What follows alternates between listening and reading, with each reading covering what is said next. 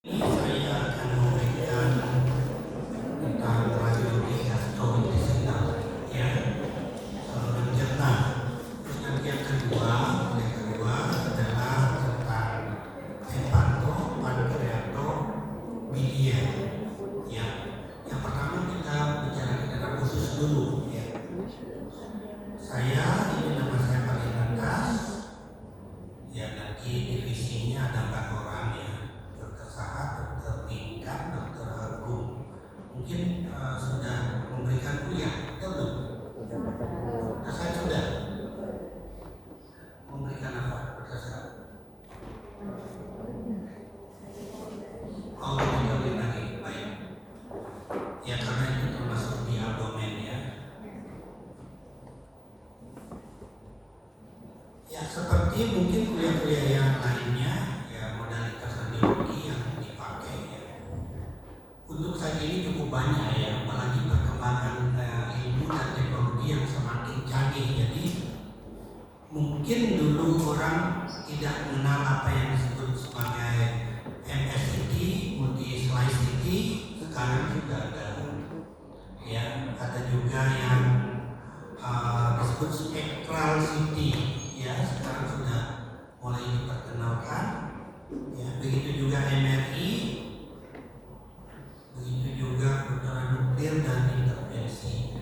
Sekarang bahkan banyak yang modalitas radiologi ini yang hybrid. Hybrid artinya 2 organ dan 2 pemeriksaan dijadikan satu. Umpamanya CT scan dengan nuklir atau MRI dengan nuklir. Jadi untuk diagnosisnya biasanya lebih tepat ya, lebih mendekati. Ya ini adalah foto polos abdomen, jadi mungkin sering lihat ya kalau bekerja di IGD atau mungkin di ruangan ya sering melihat foto ini ya. Foto polos abdomen atau sering disebut BNO ya, ini operasi itu bahasa Belanda ya, karena kita dulu di jajah Belanda maka sampai sekarang BNO itu masih terpakai. Ya apa saja yang dievaluasi adalah yang utamanya ini ya udara usus, kemudian udara di ekstralumen usus, massa jaringan lunak dan kalsifikasi. Udara yang normal selalu ada itu di lambung. Lambung itu di mana? Di kiri atas. Di sini lambung ya, yang hitam ini udaranya. Kemudian sering juga ada di usus halus. Tapi biasanya tidak terlalu banyak ya. Dan juga sering ada di sigmoid dan di rektum. Ya, kita bisa bedakan lokasinya di mana. Kalau lokasinya di tengah-tengah sini biasanya adalah usus halus. Sedangkan kalau di bawah ya di rongga pelvis itu sigmoid dan rektum.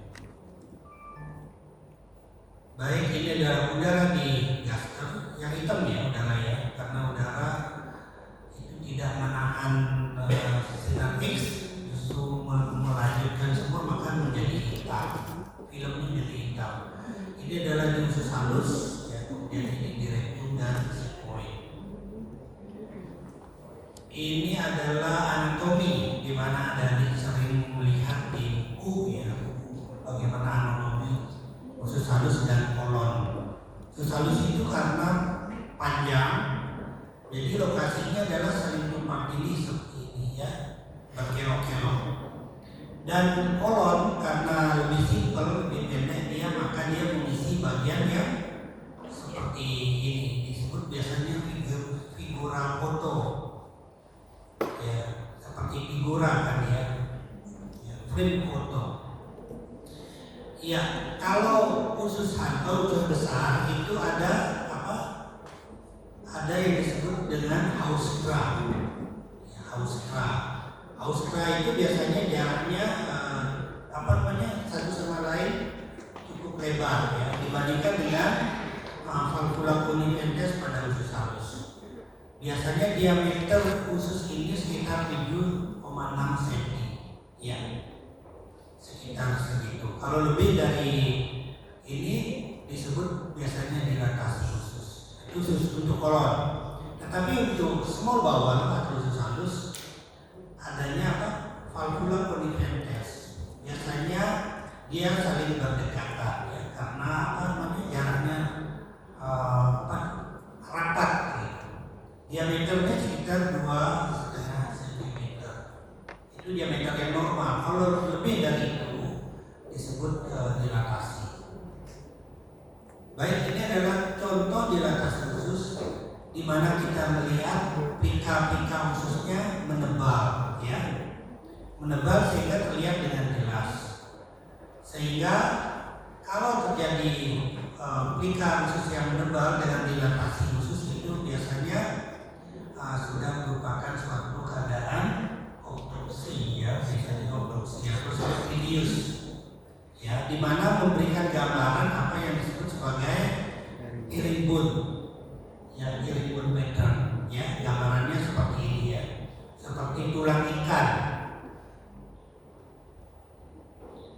Baik, ini adalah kalau usus besar yang melebar adalah seperti ini ya, di mana kita melihat austranya jaraknya cukup jarang ya, atau jauh-jauh.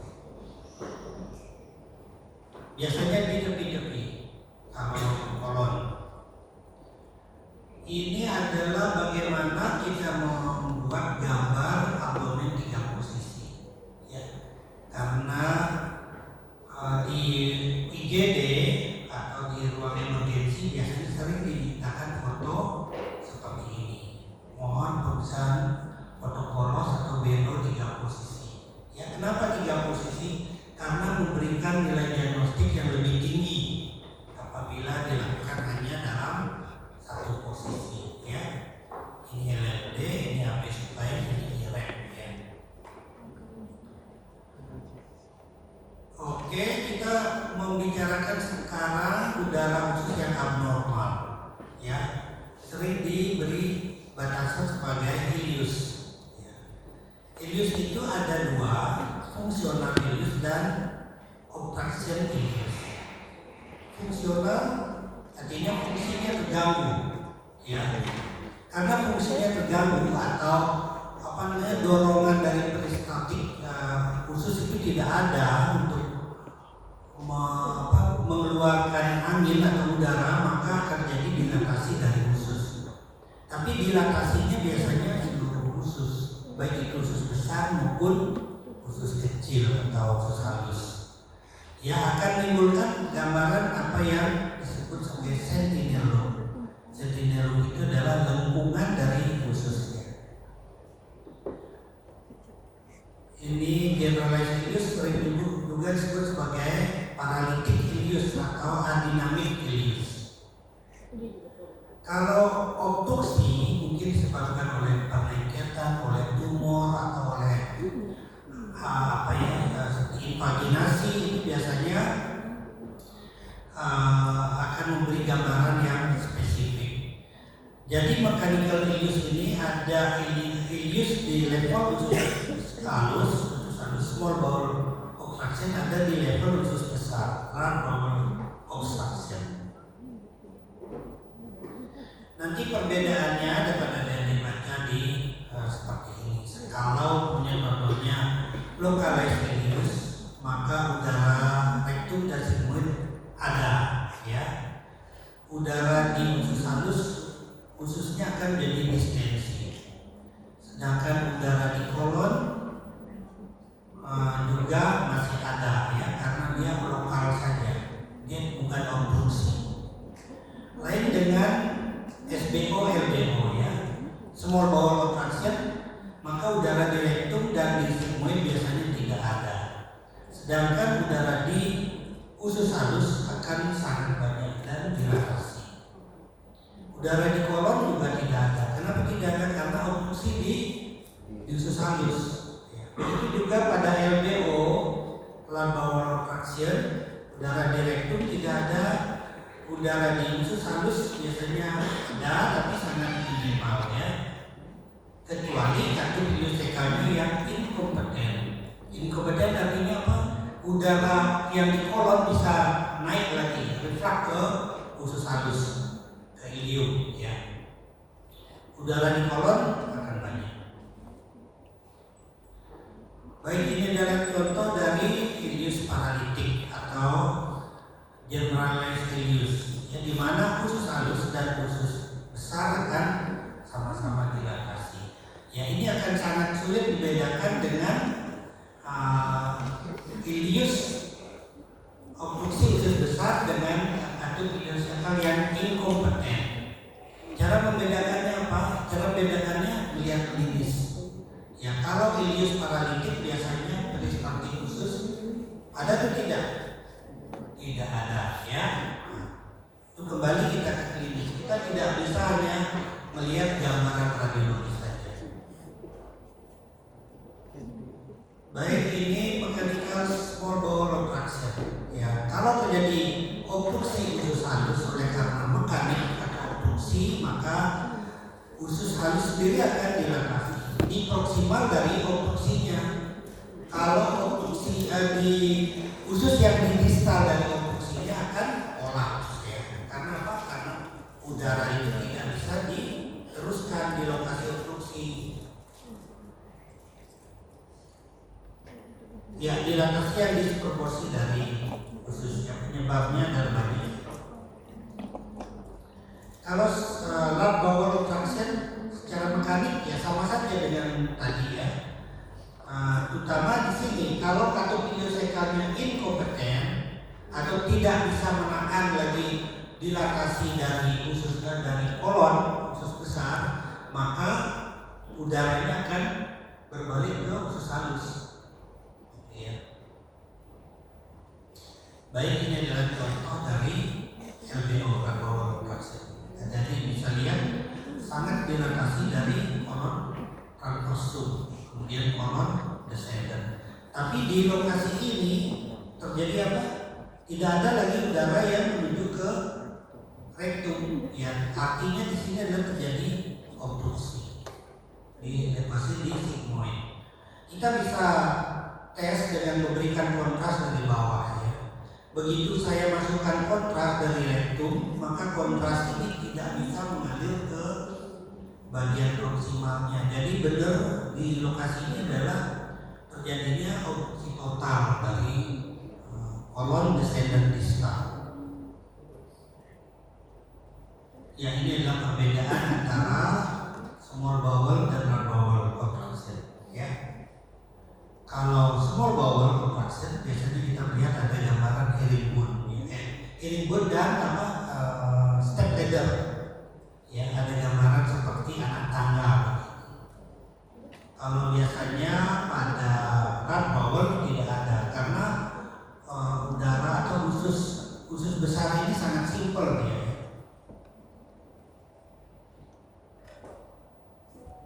Baik, mungkin ada yang bertanya tentang ileus obstruksi paralitik. Sebenarnya tidak terlalu susah Kalau kita bayangkan itu satu selang, selang air. Kalau selang airnya kita obstruksikan, kita pencet, maka selang yang di distal akan kolaps atau tidak isi air, dan selang yang di proksimal akan distensi dilatasi karena tekanan air. Baik udara di ekstralumen, artinya udara di luar lumen usus. Penyebabnya biasanya karena ruptur dari organ perumpah, terutama usus, baik usus halus, usus besar ataupun gaster. Biasanya kalau udaranya cukup banyak, biasanya yang ruptur gaster biasanya, karena gaster paling banyak udara. Dan pada saat kita juga bicara seperti ini atau makan udara kan tertelan cukup banyak. Tapi hati-hati kalau pasien post operasi. Biasanya pasien habis operasi sekitar 5-7 hari, udara di ekstralumen itu akan masih ada. Mungkin hati-hati kalau nanti lagi tugas di ruangan, pasiennya habis operasi, kemudian ada udara masih cukup banyak di luar lumen usus. Itu kemungkinan adalah udara yang masih tertinggal saat operasi.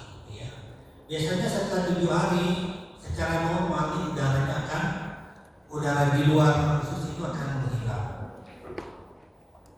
Oke, bagaimana dengan perforasi appendix? Pada keadaan appendicitis yang perforasi, maka udaranya akan sangat minimal, sedikit ya, dan hampir tidak terdeteksi pada kotak polos. Kita bisa mendeteksi dengan pemeriksaan CT scan, ya, karena udaranya sangat minimal. Baik, ini adalah contoh gambar di mana terjadi pneumoperitoneum, ya. Ini kita melihat di bawah diafragma ada bayangan Brusset, ya. Ini juga bayangan Brusset, lihat ya. Dan juga udah bayangan Brusset yang cukup banyak. Dan ada tepi dari dinding dari usus. Ini akan terlihat dengan jelas. Yang disebut sebagai Rigler sign. Kenapa dia jelas? Karena ada udara di luar lumen, ada udara di dalam lumen. Maka dia akan jelas terlihat seperti disebut sebagai Rigler sign. Udara di bawah diafragma disebut sebagai Coppola sign. Atau gambaran seperti bulan sabit ini, ya, antara diafragma dengan tepi hepa, itu disebut crescent sign atau bulan sabit. Baik, pada udara yang sangat besar, sangat banyak, gambarannya seperti bola begini, bola disebut sebagai football sign. Dengan gambaran apa? Ligamentum falciformnya menjadi jelas, ya. Karena apa? Karena ada udara di samping kanan kiri dari ligamentum falciform ini. Maka ini disebut sebagai football sign. Baik, football sign-nya adalah bola ini ya. Bola rugby ya, bukan bola soccer ya. Kalau kita main di Indonesia itu bola soccer ya. Kalau yang ini yang di Amerika mungkin ya, di Eropa mereka mainnya bola rugby. Oke, itu udara di luar lumen. Sekarang kalsifikasi. Pada fotopolos juga kita sering menemukan adanya kalsifikasi. Kalsifikasi itu bisa berbentuk rim-like, linier atau track-like, lamela atau cloud-like. Ya, tergantung dari gambarannya nanti apa yang kita lihat. Ini saya berikan contoh foto yang ada bayangan opak, multiple, banyak ya. Ini apa? Tipe apa ini? Ini tidak ada ya, tipenya, polanya tidak ada. Ini karena ini benda asing. Ya, ini seorang anak yang retardasi mental menelan magnet, ya, magnet yang ditempel di pintu kulkas dari ibunya, diambil dimakan, gitu ya. Beginilah seperti ini ya. Kalau lihat pola klasifikasinya tidak ada ya, karena ini bukan fisiologi terbentuk di dalam perut, tapi ini adalah benda asing. Baik, ini adalah rim-like classification atau disebut sebagai eggshell classification, cangkang telur gitu ya. Ini adalah porcelain gallbladder dulu. Ini kalsifikasi di ginjal, kalsifikasi dari ginjal biasanya. Kalau yang lebih ke atas sedikit disebut sebagai porcelain gallbladder seperti ini. Ya, inilah dinding kantong empedu yang mengalami kalsifikasi. Biasanya ini harus hati-hati kalau mendapat porcelain gallbladder karena apa? Sering menimbulkan kanker, ya, keganasan. Kalau menemukan adanya porcelain gallbladder, lebih baik segera diangkat operasi. Kalau ini adalah klasifikasi dari aneurisma aorta. Baik, ini klasifikasi berbentuk tabung atau linier ya. Ini adalah klasifikasi dari vas deferens. Ini adalah klasifikasi atau mungkin biasanya sering karena apa? tumpukan batu atau strain stase dari ureter. Ya, batu itu terbentuk di ginjal, jatuh, menumpuk di sana, bisa seperti ini. Ini yang laminar atau laminar calcification biasanya pada batu ginjal, stakon, dan juga batu ginjal. Seperti ini batu di kantong kemih, ya, batu di buri-buri. Biasanya di sentralnya dia opak, makin ke pinggir makin luser, ya. Begitu juga batu-batu, ya. Ini yang disebut cloud like atau amorphous atau saya sebut sebagai popcorn.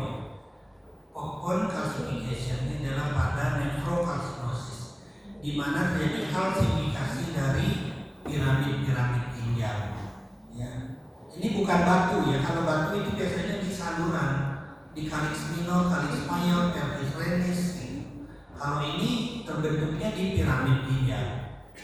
Dan kalsifikasi yang spesifik biasanya berbentuk gigi. Ini adalah histadermoid. Ini ada sudah praktikum di PA dulu ya, bagaimana gambaran histadermoid.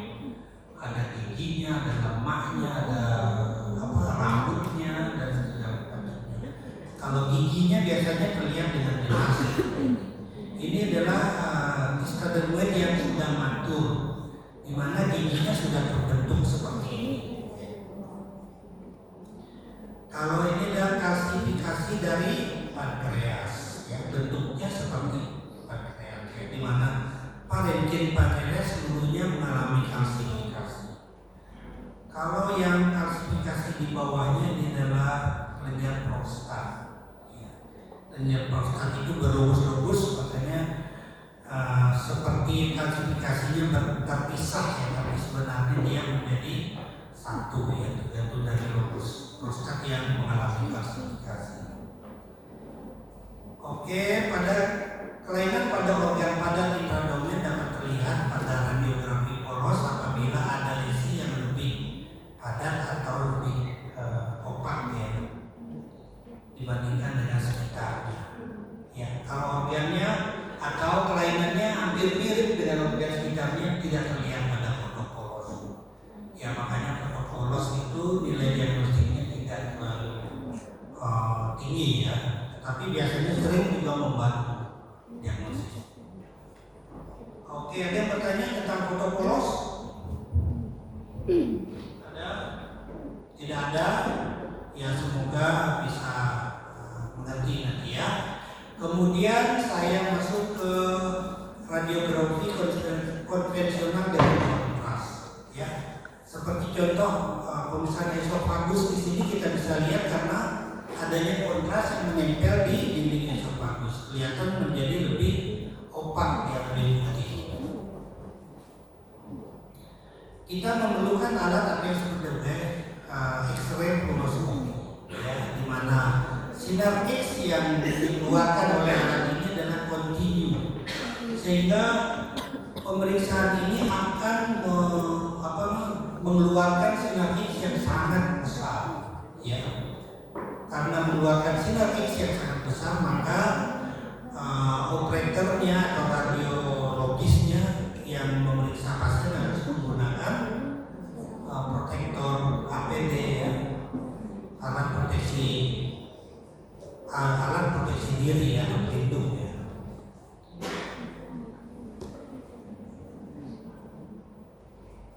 Kita mulai pemeriksaan dari atas ya, dari rongga mulut, di mana kita memeriksa saluran saliva ya, di mana saluran yang kita periksa adalah saluran kelenjar air liur disebut pemeriksaan sialografi ya.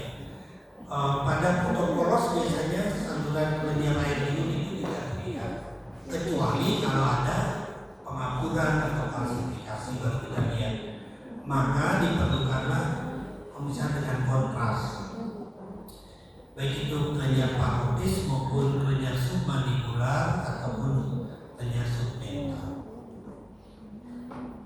Ya, ini contoh bagaimana kita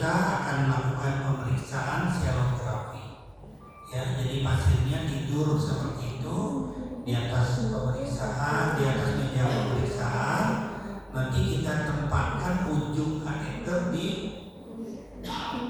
lumen atau muara dari saluran kelenjar ludah ya. Itu biasanya kita mencarinya di molar 2 atas kanan maupun kiri ya. Biasanya di situ lokasinya, kecuali mungkin ada tumor yang menonjol menyebabkan pindahnya muaranya, baru mungkin kita mencarinya di lokasi lain ya. Ya karena kecil maka kita memerlukan kaca pembesar ya, ini kaca pembesar, dan memerlukan lampu yang cukup terang ya. Ini adalah hasil pemeriksaan dari sierografi di mana kontras masuk ke saluran kelenjar air liur ya. Ini gambar normal, bisa diperiksa lateral, bisa juga oblik ya, seperti ini ya bawahnya. Kalau yang kelainan mungkin gambarannya contohnya seperti ini, di mana salurannya ada yang melebar dan menyempit ya, ada yang juga berbentuk kantong gitu ya. Ini suatu kasus globular dialektasis dari kelenjar parotis. Kalau foto polos kita lakukan kalau ada kalsifikasi dari saluran kelenjar submandibular, baru kita bisa lihat ya, ada batu di saluran kelenjar saluran ludah, kelenjar ludah. Ini adalah contoh pemeriksaan, adalah ada CT scan. Ini CT scan, adanya tumor parotis. Ini tumornya yang lebih hitam dibandingkan sekitarnya. Kalau dengan MRI kelihatan juga lebih jelas ya. Baik, itu dari rongga mulut dan sekitarnya. Sekarang kita masuk ke lebih bawah, yaitu esophagus, lambung dan duodenum ya. Pemeriksaannya kita lakukan esofagografi dan OMD.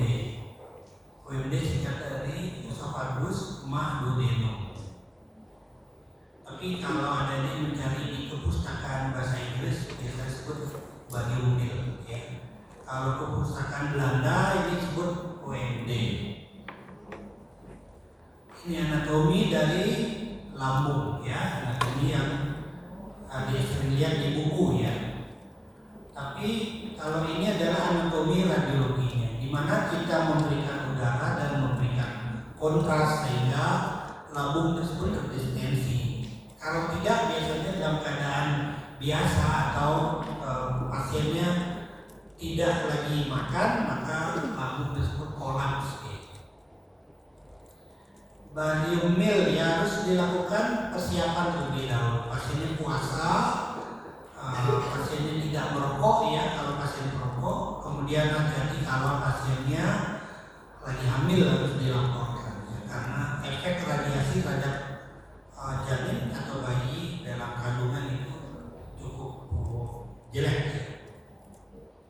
Alatnya bisa fluoroskopi konvensional, bisa fluoroskopi dengan alat atau remote, bisa juga fluoroskopi yang bisa direkam ya, berupa video fluoroskopi atau channel radiografi. Pemeriksaannya tekniknya bisa single kontras, bisa double kontras. Single kontras hanya memakai barium saja. Kalau double kontras memakai barium dan udara. Ya, bisa diberikan evaporation seperti minuman berkarbonasi ya. Contohnya punya Sprite atau Fanta gitu ya. Kalau diminum kan biasanya menimbulkan gas. Baik, ini adalah contoh pemeriksaan esofagografi ya, di mana kita memberikan kontras dan memberikan udara sehingga menjadi distensi seperti ini. Ini lambung, ini duodenum. Yang sama juga, ini pemeriksaannya biasanya kita lakukan juga posisi oblik ya, atau true lateral. Ya,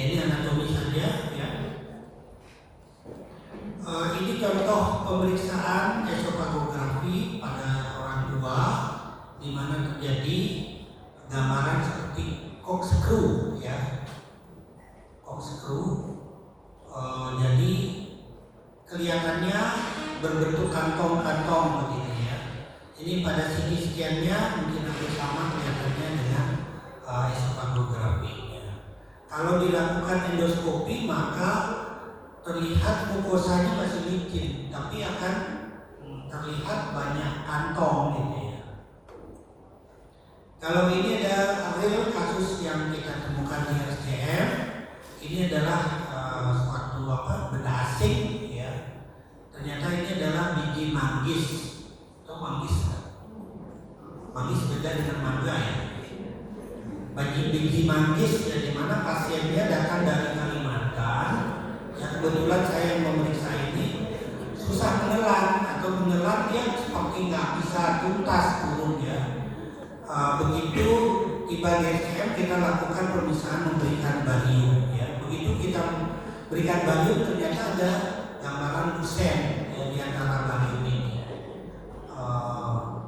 Ya kita laporkan bahwa ada healing defect. Kita DD ya, DD-nya karena tidak pasti pasiennya juga belum mengaku bahwa dia habis makan manggis itu tersedak gitu ya. Kita DD dengan tumor dengan berhasil. Setelah itu pasiennya dilakukan endoskopi. Rencana sekalian mau apa? Biopsi dulu. Kalau tumor itu di biopsi ya. Tapi ternyata setelah dilakukan endoskopi ternyata ini ada benda asing. Benda asing itu berupa biji manggis. Kira-kira diapakan? Tariknya pakai apa? Nariknya pakai apa? Memang segampang itu narik. Didorong aja masuk ke lambung ya. Didorong masuk ke lambung, nanti dicerna oleh lambung, oleh usus ya. Atau kalau nggak dicerna dia akan keluar mungkin lewat rektum ya. Ya ini manggis, sebuah manggis ini manggis ya. Ini contoh tumor ganas pada lambung ya, di mana kita menemukan adanya filling defect yang tepinya irregular, berbenjol-benjol dan berdungkul-dungkul di ya. Begitu juga ini adalah tumor dari lambung. Yang kita lihat ini adalah efek dari tumornya. Tumornya sendiri agak susah lihat dengan pemeriksaan esofagografi ini ya, dengan OMD ini. Yang kita lihat ini permukaan tumornya yang menimbulkan filling defect pada barium ini, gitu ya. Mungkin tumornya lebih luas ke luar juga ya. Mungkin kita memerlukan nanti pemeriksaan yang lain seperti CT scan atau MRI.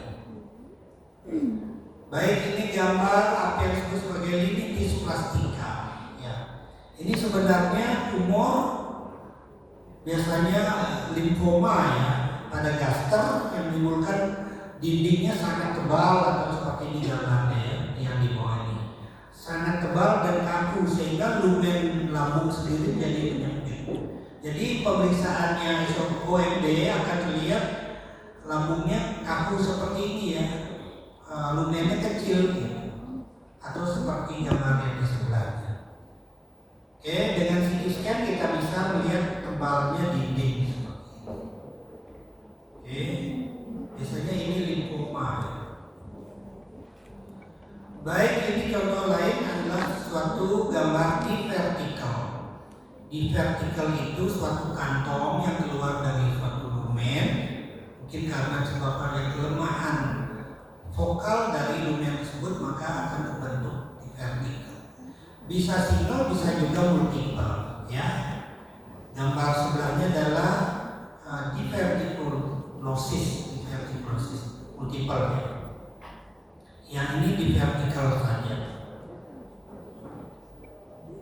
Baik, saya masuk ke lebih ke bawah ya, dari gaster adalah small intestine, usus halus. Pemeriksaannya kita lakukan barium follow through atau ini adalah pemeriksaan yang single kontras atau bisa juga enterocolisis, pemeriksaan yang double kontras ya. Seperti yang saya sebutkan tadi, kalau single kontras itu hanya barium saja. Kalau double kontras biasanya kita memakai barium dan udara. Tetapi pada enteroklisis ini kita memakai cairan, barium dan cairan, metil selulosa. Ya. Kenapa metil selulosa? Karena metil selulosa tidak diserap, tidak diserap oleh lambung maupun oleh usus.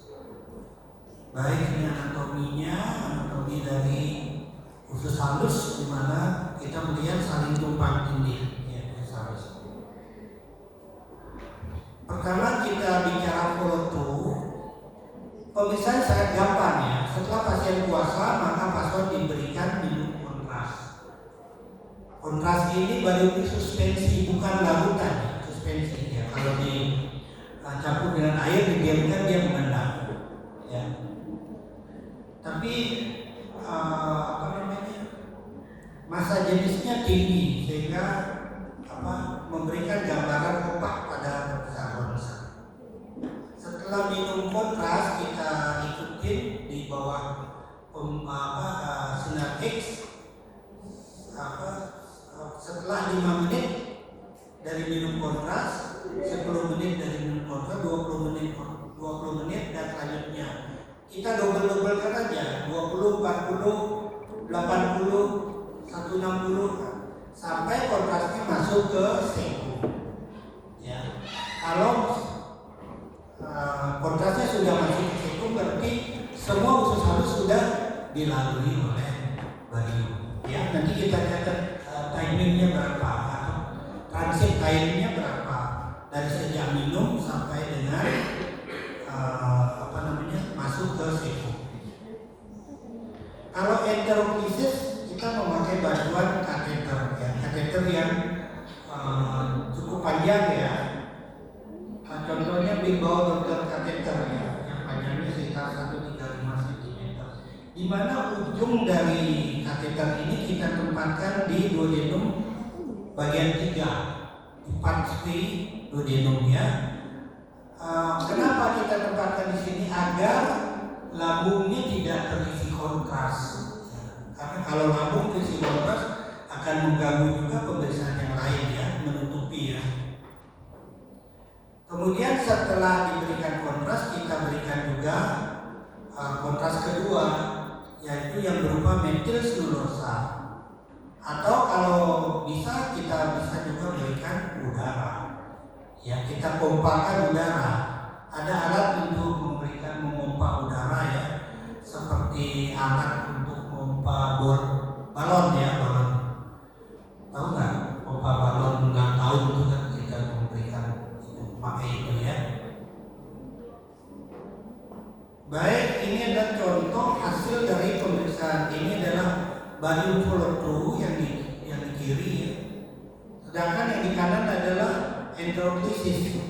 Bedanya jauh ya. Bedanya kalau barium follow through, kalau lesi kecil itu tertutup oleh opaknya kontras barium. Tetapi kalau enteroklisis, kalau ada lesi yang kecil biasanya bisa masih terlihat. Karena apa? Karena kontrasnya tidak terlalu tebal ya. Ini karena diisi oleh barium dan metil selulosa. Ini contoh hasil pemeriksaan barium ya, barium follow through. Kebetulan saya juga yang memeriksa ini, tapi berapa tahun yang lalu ya, ternyata kita menemukan adanya askaris ya. Tahu askaris kan? Cacing ya, cacing gelang ya, cacing apa yang besar gitu ya. Oke, akan terlihat seperti bayangan lusen ini ya. Karena apa? Karena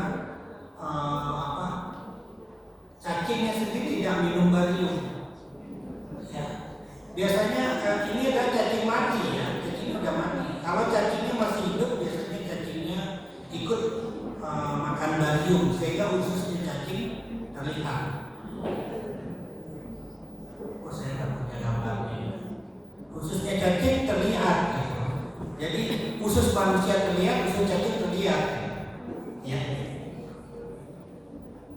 Oke, kita masuk ke lebih ke bawah lagi adalah usus besar yang bawah. Tadi kan usus halus, bukan usus besar.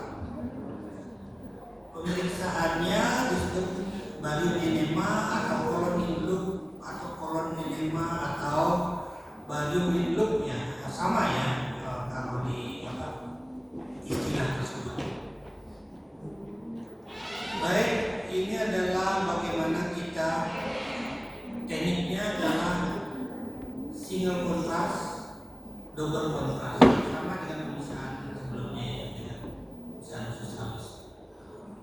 Baik, ini adalah contoh pemeriksaan dengan single kontras ya, karena tebalnya barium kita biasanya tidak bisa melihat kelainan yang kecil.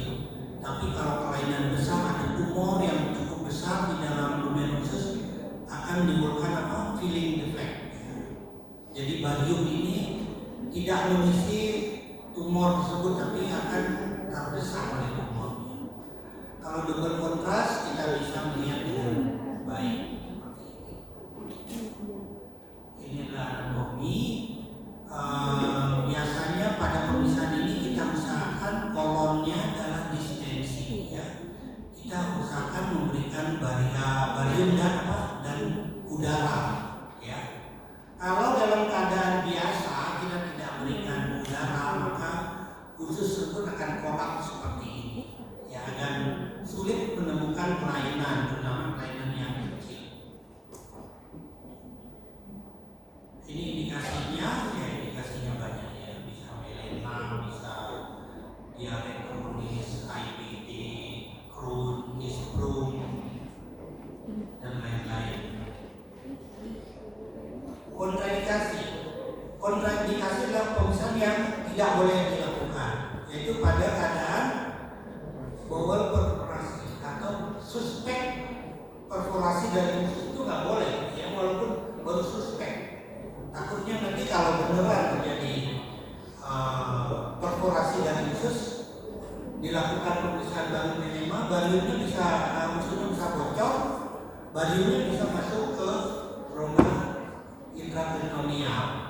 Jadi harus dibuka, dioperasi, kan menjadi lebih berat kan kerjanya. Komplikasinya itu akan menimbulkan barium karena tidak diserap, akan menimbulkan terjadinya benda asing. Itu adalah pusat infeksi.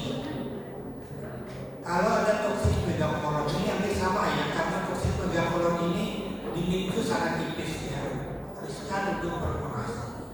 Atau kalau pasiennya habis dilakukan biopsi atau habis dilakukan polipektomi, harus ditunggu ya sekitar 1 minggu sampai 10 hari, atau sampai biopsi atau polipektominya disembuhkan. Ya, komplikasi yang sering kita temukan adalah gas pain ya. Usus akan mules, nyeri saat diberikan udara. Untuk mengatasi perut mules ini maka diberikan antispasmodik, contohnya glukagon, buscopan ya. Persiapannya yaitu ususnya harus bersih dari sisa-sisa makanan. Bila perlu pasiennya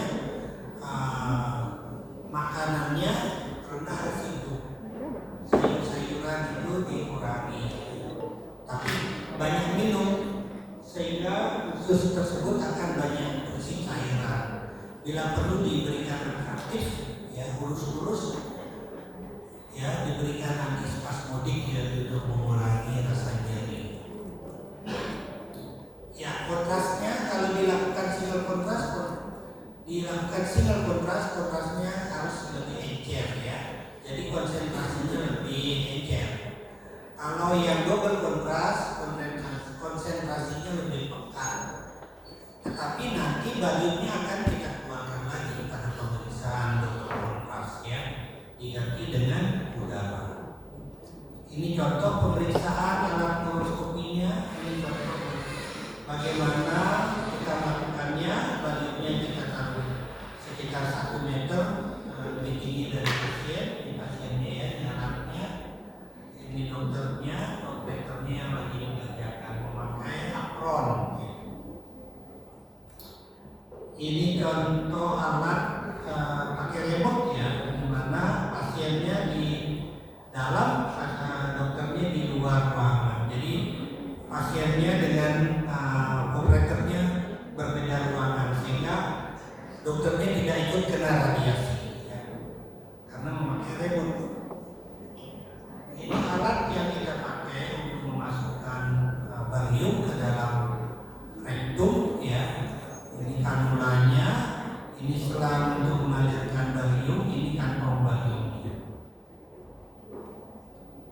Ini contoh fotonya ya, ini foto polos kita bikin dulu, persiapannya kita lihat.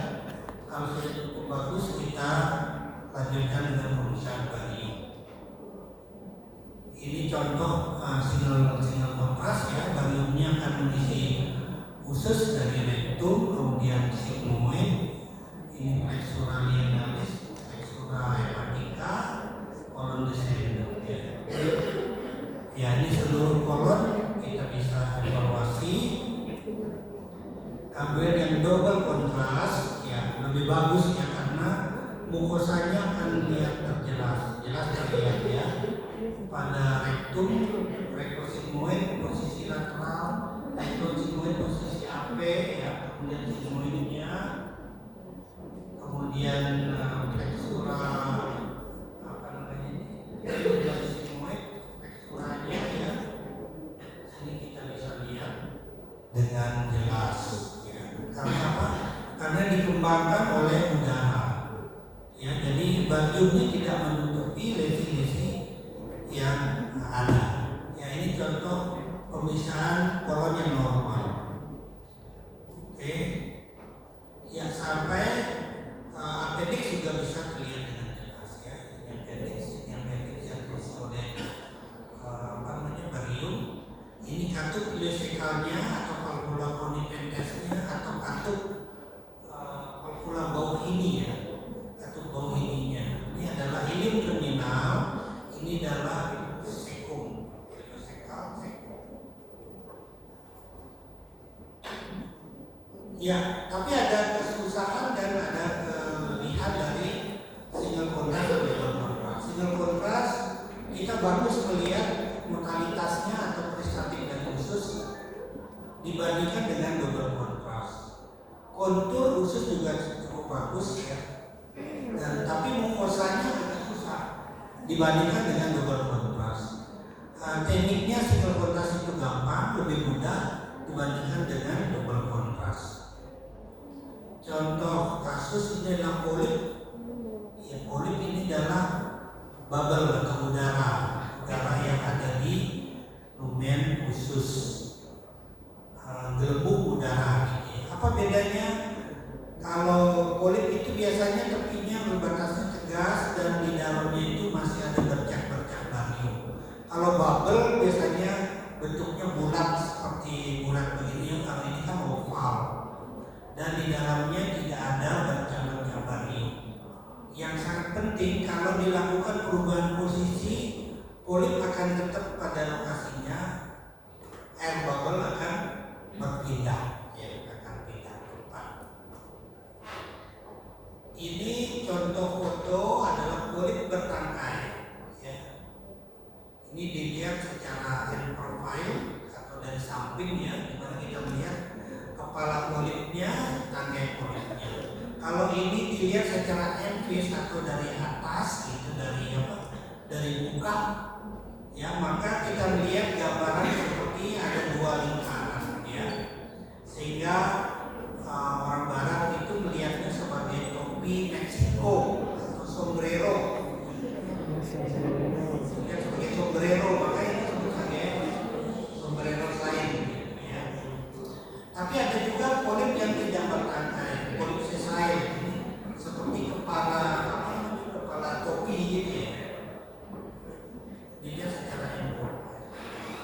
Baik, ini adalah suatu polip yang sudah menjadi keganasan, di mana kepalanya sudah besar, biasanya diukur lebih dari 1 cm, itu maksud keganasan, dan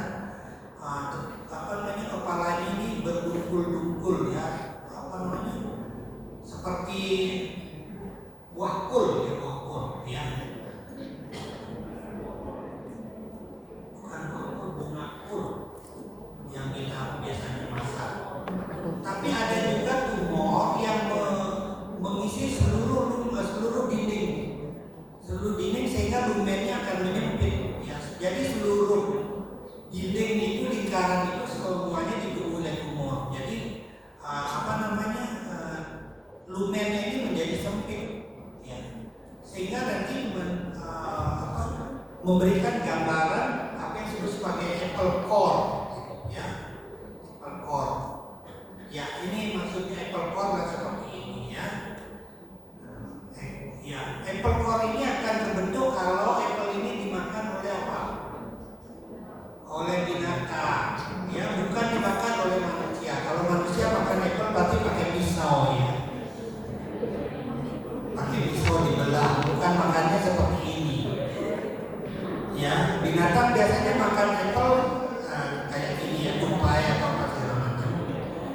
adalah apple core-nya.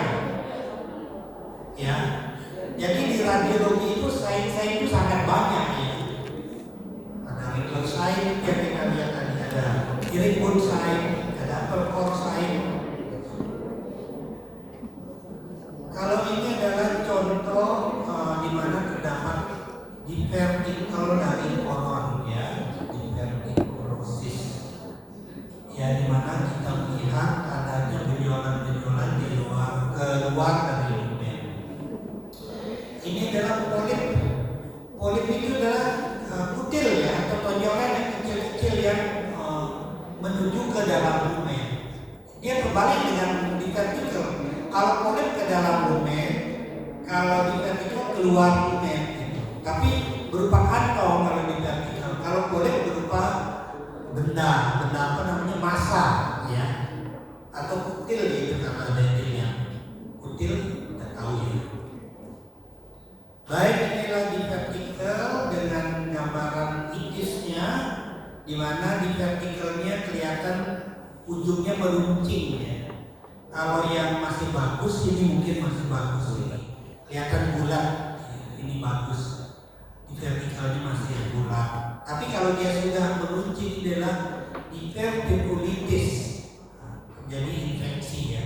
Sering juga terjadi fistel, adanya saluran diverticulitis itu membuat saluran ya. Kebetulan pada pasien ini salurannya menuju ke kantong kemih.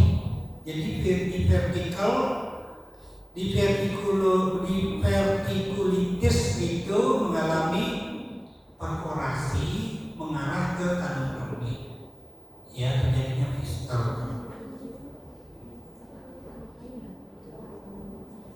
Baik, ini adalah contoh kasus di mana terdapat colitis ulceratif ya, di mana Dani melihat dinding kolon itu menjadi irregular. Tetapi ini ada bagian yang sehat ya, ini segmental colitis ulceratif. Tapi ada colitis yang mengenai seluruh kolon yang disebut sebagai pancolitis. Ini adalah colitis Crohn, di mana ada bagian yang sehat, ada bagian yang sakit, yang disebut sebagai skip lesion. Kalau yang colitis ulceratif tadi adalah continuous lesion. Kalau ini discontinuous. Baik, ini contoh TB ya, di mana dua organ kena, sekum kena, ileum kriminal kena. Ya, karena di sini banyak backsphere ya. Banyak kerja sehingga menimbulkan dua organ ini terkena.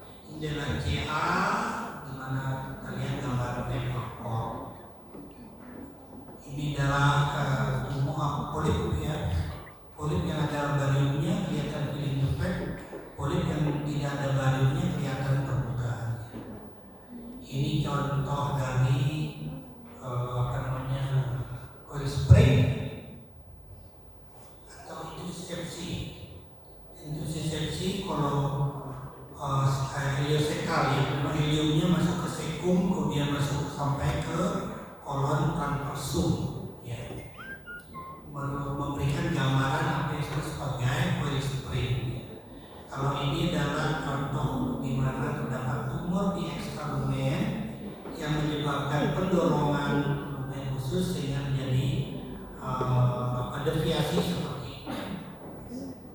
Baik, ini adalah tumor metastasis ya, tumor payudara, di mana ini metastasis ke usus kolon ya, sehingga memberikan gambaran yang irregular seperti ini. Saya sedikit membahas USG, CT, MRI, nuklir, intervensi. Tadi kan yang lebih banyak adalah konvensional ya, non kontrak dan kontras. Sekarang sedikit USG. Yang ada sudah tahu gambaran USG ya, seperti ini alatnya, bahkan sekarang ada yang lebih kecil berupa HP begini ya, di mana transdusernya terpisah dengan alatnya ya, yang begini canggihnya. Tapi USG ini adalah suatu operator dependent, jadi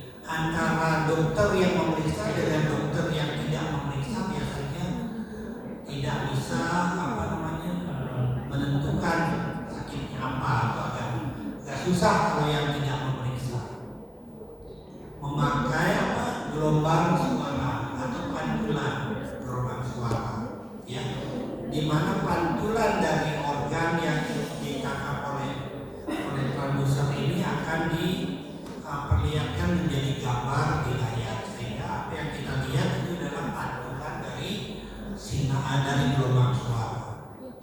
Ya, seperti ini ya. Kalau liver kita periksa nanti pantulan gelombang tersebut akan terlihat seperti ini. Oke, ada gambar liver.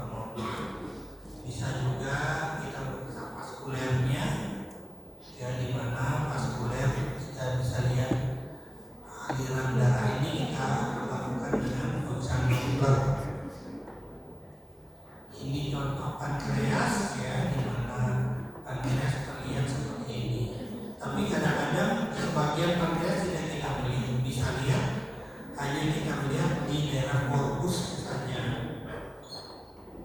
Ini limpa di kiri atas abdomen, dia CT scan, alatnya seperti ini, dia memakai sinar X, ya, sinar X. Jadi ada sinar radiasinya. Ya, kita bisa lakukan pemotongan aksial, kita lihat liver, lihat pankreas, lihat spleen, lihat ginjal, lihat gaster juga, ya. Atau bisa melakukan potongan koronal seperti ini, ya. Ya, ini yang saya bilang tadi, kalau ada udara sangat kecil seperti ini berupa titik saja, biasanya dengan fotokolos tidak bisa dilihat. Kita memerlukan pemeriksaan seperti CT scan. Ini adalah contoh, tapi ini nggak bisa jalannya karena videonya kayaknya sudah juga ini. Oh, ini tidak bisa.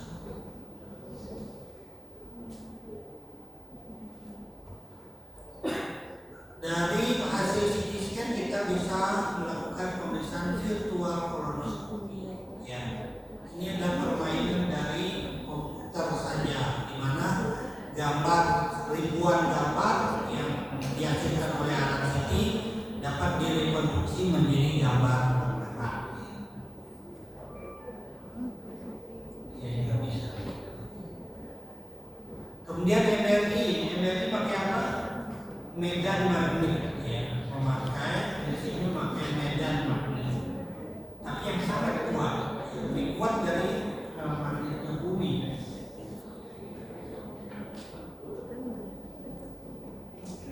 Ini contoh MRI hasil dari hepar, ini ginjal kanan kiri, ini limfa, kemudian usus. Ini PET CT, ini yang saya bilang tadi sebagai hybrid, ya. Ini alat ini adalah gabungan antara PET dengan CT, di mana kalau PET saja nanti hasilnya adalah seperti ini. Agak susah kita menentukan ini di mana, gitu, ya.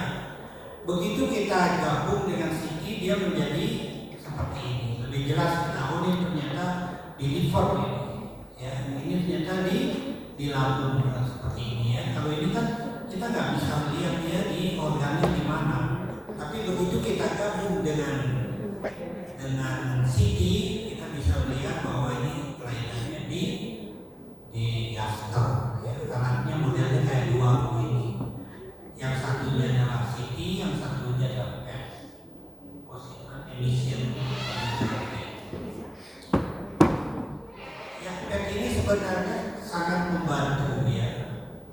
Tapi karena pemeriksaannya dua, jadi lebih mahal di hasil pemeriksaan, dan memakai radiofarmaka atau zat radioaktif yang disuntik ke dalam tubuh. Di mana ada kelainan atau ada tumor di sana, radioaktifnya akan banyak diserap, ya, sehingga akan menimbulkan gambaran hitam seperti ini.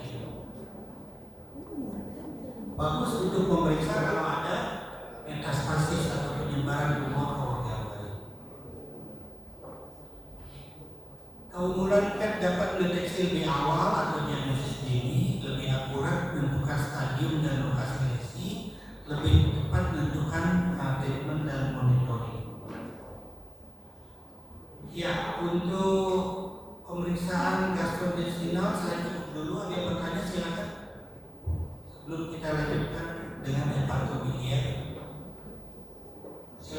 yang bertanya?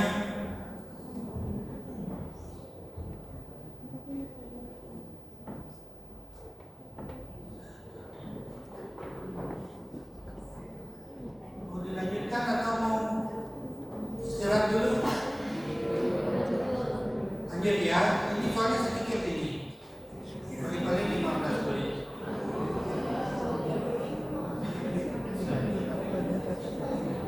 Iya. Yang jelek yang mengajari saya dengan dokter Inka. Hepatopankreatorimia. Hepar, pankreas, yang penuh.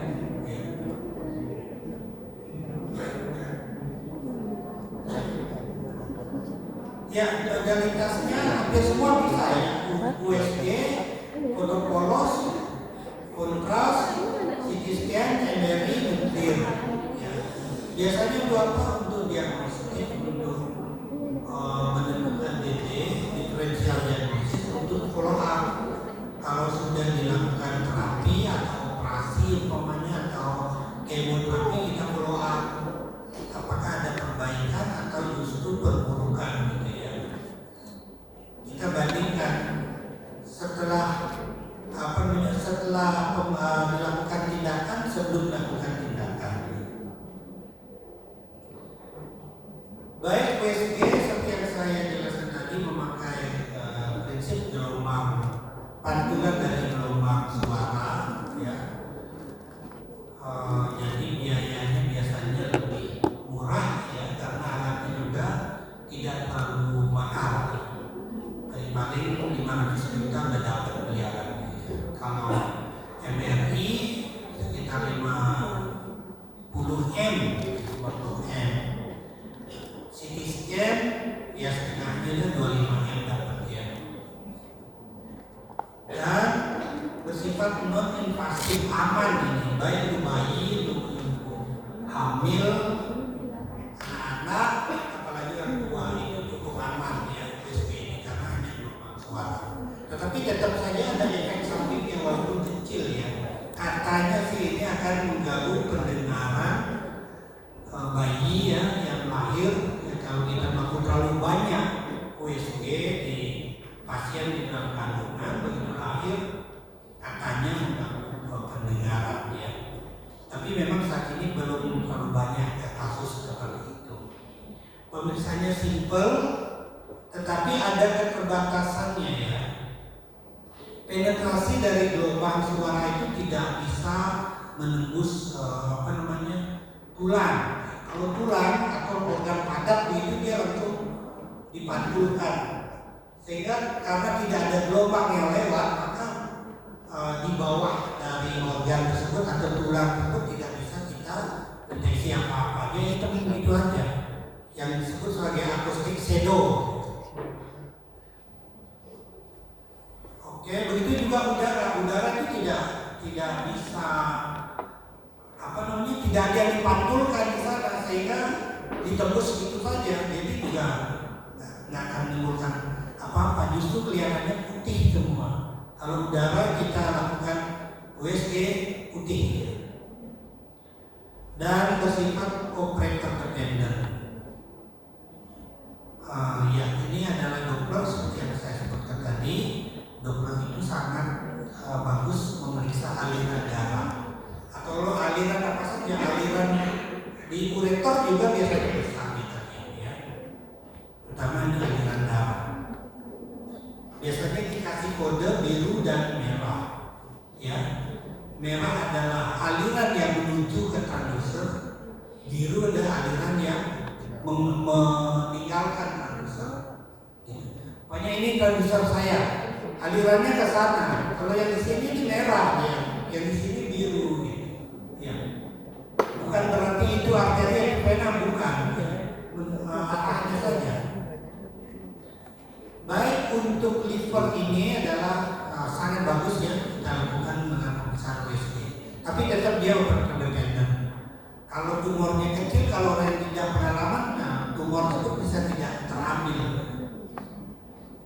Secara normal usus biliar itu tidak terdeteksi ya dengan pemeriksaan USG ini. Tetapi kalau terjadi pelebaran seperti contohnya di sini, yang hitam ini adalah saluran biliar ya, yang hitam ini. Baru akan terlihat dengan pemeriksaan USG. Oke, ini saluran-saluran biliar. Yang putih ini adalah ini CT scan ya, yang hampir sama juga pada pemeriksaan USG juga hampir sama gitu.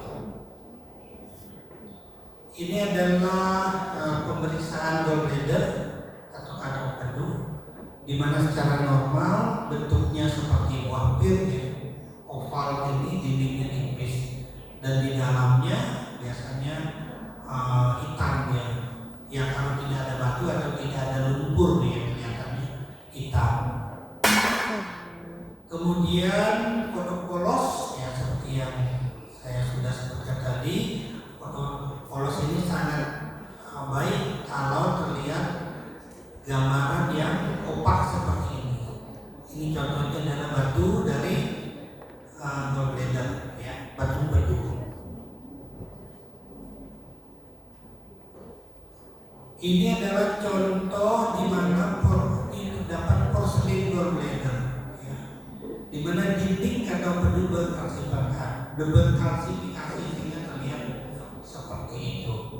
Ini adalah pneumobilia, di mana saluran empedu itu terisi oleh udara. Ini sering terdapat pada kasus gallstone ileus ya, pada ileus oleh karena batu empedu sering udara itu masuk ke saluran empedu ya. Kelihatan ini ductus extrahepatic kemudian masuk ke ductus intrahepatic. Ini pemeriksaan RCT ya, endoskopik retrograd cholangiopankreatografi ya, di mana biasanya kita kerjasama dengan departemen penyakit dalam, di mana penyakit dalam akan melakukan endoskopik ini setelah ditemukan saluran papila faktornya, baru kita masukkan kontras ya. Ini skupnya endoskopi, itu ujungnya. Di sini ada tempat untuk memasukkan kateter. Setelah kateter ditempatkan di papila factory, maka kita suntikan kontras ya. Jadi kelihatannya seperti ini. Kontras itu akan mengisi CBD, kemudian ductus hepatikus masuk ke kanan kiri, bisa juga ke ductus cysticus mengisi gallbladder ya. Gambar seperti ini. Jadi bagian radiologi adalah memberikan kontras dan membuat gambar radiologinya. Pada pemasangan T-tube juga sangat membantu ya, bagaimana pemasangan T-tube, apakah ada sumbatan atau tidak. Ini T-tube ya. Nanti adik-adik akan belajar ini di bedah ya. T-tube itu biasanya untuk drainase biliar ya, kalau ada sumbatan. Jadi biliarnya akan dikeluarkan melalui selang keluar tubuh. Jadi kita masukkan kontras dari selang yang ada di luar tubuh ini. Kita evaluasi, adakah kontras yang masuk ke atas atau ke bawah menuju ke duodenum, atau mungkin ada sumbatan gitu ya. Nanti gambarnya modelnya seperti di bawah ini ya. Kontras kita masukkan masuk ke saluran ini menuju ke arah T-tube. Kemudian kontras kita bisa lihat menuju ke saluran biliar intra dan extrahepatic kanan kiri, dan juga ke arah bawah ke duodenum. Ini artinya bahwa T-tube ini paten ya, bagus deh. Baik, ini CT scan ya. Nah, kita bahas CT scan ini kita pakai kontras dan tanpa kontras ya. Kalau tumor-tumor itu sebaiknya memakai kontras, karena apa? Tumor sendiri akan menyerap kontras karena vaskulernya banyak ya, sehingga kita akan menentukan oh ini tumor apa atau di mana lokasinya, kita biasanya bisa memastikan. Baik, ini adalah contoh dari tumor pankreas ya. Di sini ternyata tumornya itu di prosesus funcinatus pankreas, sehingga tidak menyebabkan sumbatan ductus pankreasnya, sehingga ductus pankreasnya tidak melebar. Berbeda dengan gambar ini ya. Inilah tumor di kaput pankreas, sehingga menyebabkan ductus pankreasnya akan terobstruksi atau terjadi pelebaran. Ya, dilatasi dari ductus pankreasnya. Kemudian MRI, kita lakukan MRCP, magnetic resonance pankreatografi. Jadi kelihatan gambar MRCP-nya ya, dengan pohon dari biliar ini, sistem biliar ini terlihat dengan bagus ya. Di mana kita bisa mengevaluasi katokodunya, ductus pankreasnya, CBD, ductus hepaticus, ductus cysticus, sampai ke intrahepatic serta cabang-cabangnya ya. Itu kelebihannya MRCP. Tanpa kontras juga sangat bagus ya. Ini tanpa kontras biasanya, sehingga cairan di dalam saluran ini akan terlihat putih seperti ini. Ini yang nuklir ya, nuklir seperti ini ya. Kalau ada kelainan atau tumor atau apa infeksi, biasanya radioaktif atau radiofarmaka yang kita suntikan menuju ke kelainan-kelainan tersebut, karena organ patologis tersebut adalah memerlukan banyak glukosa atau gula, sehingga zat radioaktif ini akan ikut ke dalam kelainan tersebut.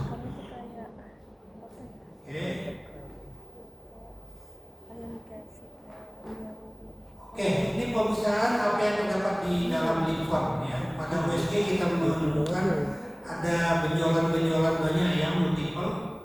Ini biasanya apa? Metastasis. Dengan CT scan juga kita dapat gambaran seperti ini. Ini saya hanya membedakan bagaimana USG gambarannya, bagaimana CT scan dan bagaimana MRI. Ya, ini pastinya sama ya. Jadi MRI kelihatannya nodul-nodul seperti ini.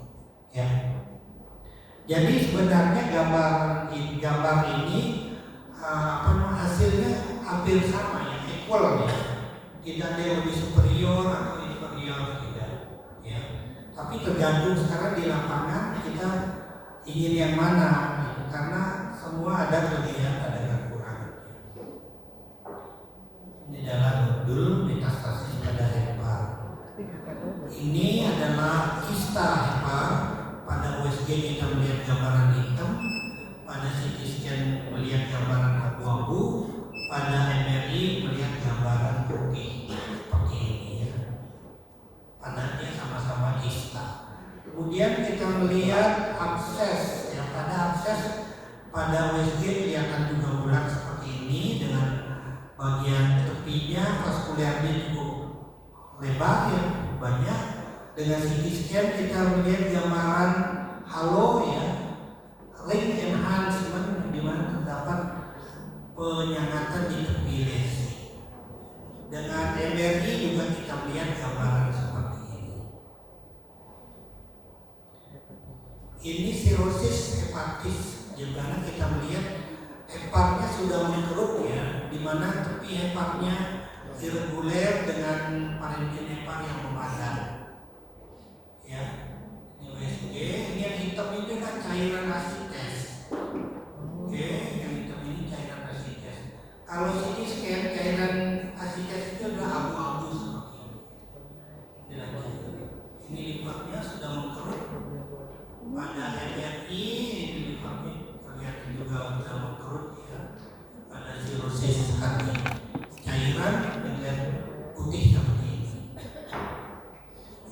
Ini adalah suatu karsinoma hepar, hepatoselular karsinoma, di mana kita melakukan pemeriksaan multifase.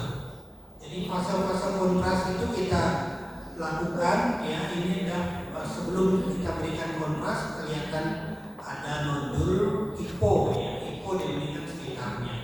Pada pemberian kontras pada fase arteri terdapat kontras masuk ke dalam tumornya yang cukup banyak ya, sehingga kelihatannya hiper dibandingkan dengan hepar sekitarnya.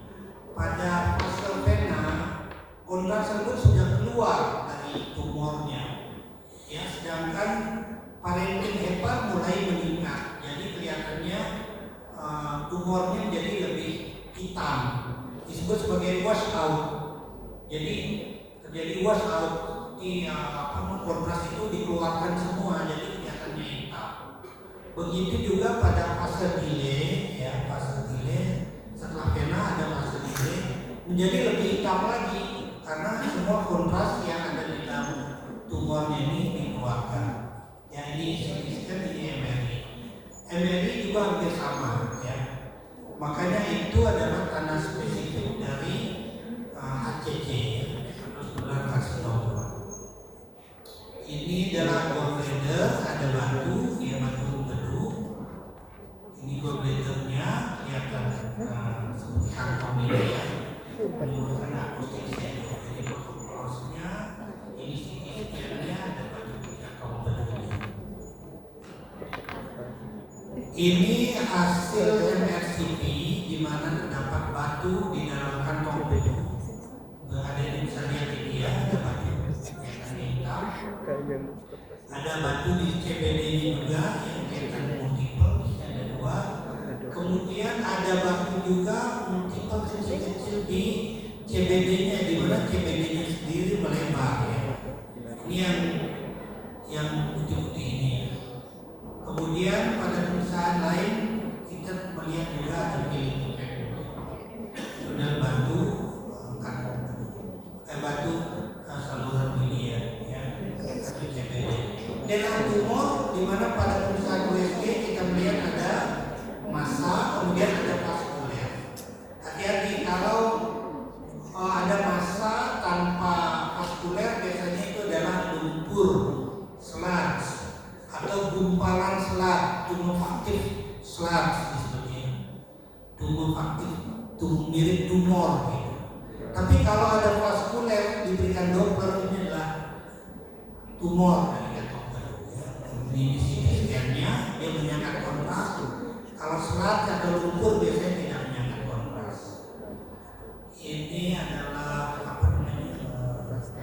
metastasis, ya, dari kanker kolorektal pada kedokteran nuklir, ya. Baik, ini adalah contoh kelebihan dan kekurangan dari CT scan, USG, MRI, dan X-ray. Kita lihat durasi pemeriksaannya. CT scan itu sekitar 3-7 menit. MRI itu paling lama, 30-45 menit. X-ray sangat singkat, 2-3 menit. USG 5-10 menit, tergantung operator.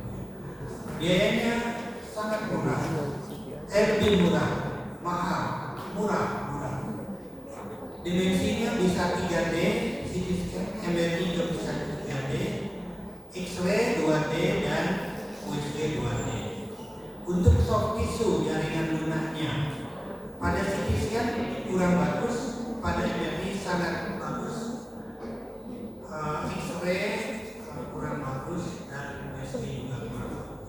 Tulang, pemeriksaan tulang pada CT scan, jelek pada MRI, bagus pada X-ray, dan jelek pada USG. Radiasinya, yang menimbulkan radiasi mana? X-ray sangat tinggi, 60 milisievert, sedangkan X-ray-nya sendiri 0,15 milisievert sekali pemeriksaan. MRI tidak ada sinar X, begitu juga USG. Oke, ada yang bertanya? Bisa tutup? Ada? Ada, ya. Oke, adik sudah apa namanya ke lapangan UGD? Udah. Oh, besok. Oke. Baik, ya, nanti kalau ada menemukan foto, menemukan ronsen di UGD, banyak di ruangan, ya, konsultasikan aja. Ini ya, ini apa ya, bisa ke residen, bisa juga ke kita. Oke, terima kasih. Selamat siang, selamat melanjutkan Lihat itu ya.